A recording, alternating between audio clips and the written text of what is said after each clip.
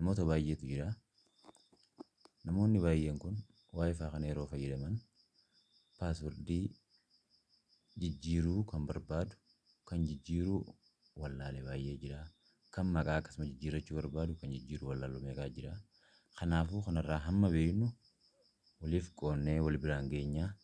Asumaan nu faana turaa. Isiniin jecha amma gara waayifaa paaswordii jijjiiruutti jechaa. Asumaan seetingii tuqinaa. Kana booda iddoo connection jiru kanarratti tuqinaa. Iddoo connection jiru kanarratti waayifaa bakka jiru kana tuqinaa. Erga kana tuqinne booda maqaa waayifaa keenyaa kanarratti connect bakka jiru kanarratti akkasitti tuqinaa. Yookaan bakka mallattoo seetingii sana tuqinaa. San booda qaxxitaa kallattumaan manage router bakka jiru kana kallattiidhaan auto reconnect kan jiru kana jalatti dhufnee kana tuqinaa. Isa kana yeroo tuqinnu yookaan Chrome yookaan Opera kana bifa kanaan fidee nu filachiisa jechuudha. Yeroo kana nuti maal goona karaa Chromeetiin itti seenna jechuudha. Asumaan nama barbaadaa jira. Nu faana tura. Akkana bifa kanaan fidaa jechuudha. Chrome keessaan akkana sii fide.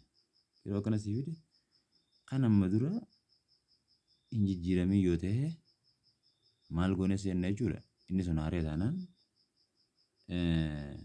iddoo username jiru kanarrattis adminii goone barreessina jechuudha. Kun akkuma agartan kana adminii jaa.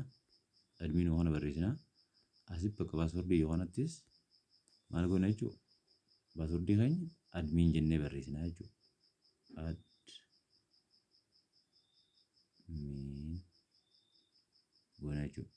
Erga kana goone booda dan jennaan jechuudha. Maal godhe jechuudha. Dan eegan loogiin goone seennee jechuudha. Erga loogiin goone booda eessa deemna ammas akka nu faana turaa gaa walumaan laallaa hamma xumuraatti nu faana deemadha. Kana booda maal waan jennu dhufna local network internet setup wireless setup time and date kayyuu jira jechuudha. Isaan kana keessa nuti eessa seenna wireless setup kayyuu isa kana keessa isa seennaa jechuudha. Isa wireless jiru kana dhufnee jechuudha. Isa adiiti kana. Erga kana dhufne booda eessa nu geessa akkanatti dhufee nu filachiisa jechuudha. Yeroo kana dhufnu maal goona jechuudha. Qaxxitaa eessa deemna? Wanni keenya garagara ta'uu danda'a. SSID kayyoo kanarratti maqaan duraan ture akkana bifa kanaan ta'a jechuudha. Akkuma harkaa jirtan kana ta'uu danda'a. Isa duraan ture kana guutumatti guututti haynee kan biraa haaree barbaanne san itti galchina jechuudha. Yeroo isa haaree san itti galchine booda maal goona jechuudha. Haaree itti galchine san erga xumurreen booda kallattiidhaan dhufneeti eessa dhufna jechuudha. Apply change yoo kana dhufna jechuudha. Apply change irra innaa dhufne qaxxitaa kallattumaan waayifaa kana keessaa nuti nu baasa jechuudha. Waayifaa kana keessaa erga baane booda maqaa keenya saniin fuuneeti ad neetworkii waayifaadha. Asumaan bakka kana erga baane booda bakka gabaabumatti kana baane jechuudha. Eega baane booda maal goona asumaan keessaa baanee qaxxitaa waayifaas gubbaarra jiru kanarra deebina asiin dhufnee eessa deemna jechuudha haareetti iddoo waayifaa jiru kanarra dhufna jechuudha. Iddoo kana yeroo dhufne maqaan kun waan duraan keessaa haqamee jiru adu goona jechuudha. Adneemii godhatti goone paaswordiin keenya kan duraan ture jiru sun waan ta'eef bakkuma kanatti maqaa keenya barreessina. Erga maqaa barreessine booda paaswordii keenya gabbunetti goona sarchi goona jechuudha. San booda nu dalagee paaswordii keenya kan namni username keenya kan namni baay'een beeku jijjiiranne jechuudha. Galatooma. Subscribe godhaa YouTube keenya asumaan. Subscribe godhaadhaa. Wal deeggaruu qabna. Kan beeknu hunda wal biraan geenya. Haaluma kanaan akkaataa paaswordiin itti jijjiiramus hunda isaatu kan itti deebinu ta'a. Karaa biraatiin ammallee inni biraa kan itti dachaanee irra deebinee qacalloo wal barsiifnuu fi irraa barachuu dandeenyu baay'eetu jira jechuudha. Isaan baay'ee jira wantoota irraa baruu qabnu. Fakkeenyaaf amma asirratti maal jedhaa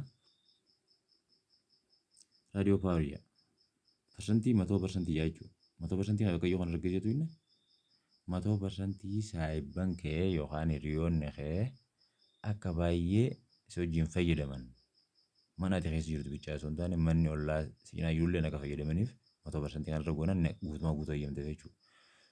80% 80 kan jiru kanaas parsantii 80 guutuutti eeyyamte jechuunis muraasa bilasii miti. Guutumatti parsantii 50 yoo gootes akkasuma parsantii 10 yoo gootes akkasuma jechuudha. Hanga ati eeyyamteef jechuudha. Bifa kanaanis namoota baay'ee kan isinillee kanallee guruu ni dandeessa. Inni biraa akkasumatti namoota onlaayinii irra siqinaa jiranillee bifa kamiin ilaalta? Kanaan ilaalta jechuudha. Fakkeenyaaf kan mana biraa kiyyuu kana ilaallaa. Show active client kiyyuu kana ilaallaa. Meeqa akka irra jiranii asumaan namoota meeqa irra jira jechuudha. Lama yeroo ilaallu namoota takka 2 3 4 jechuudha. Nama 4 jechuudha. Kan onlaayinii kan irra jiru akkana bifa kanaan ilaaluu dandeenya.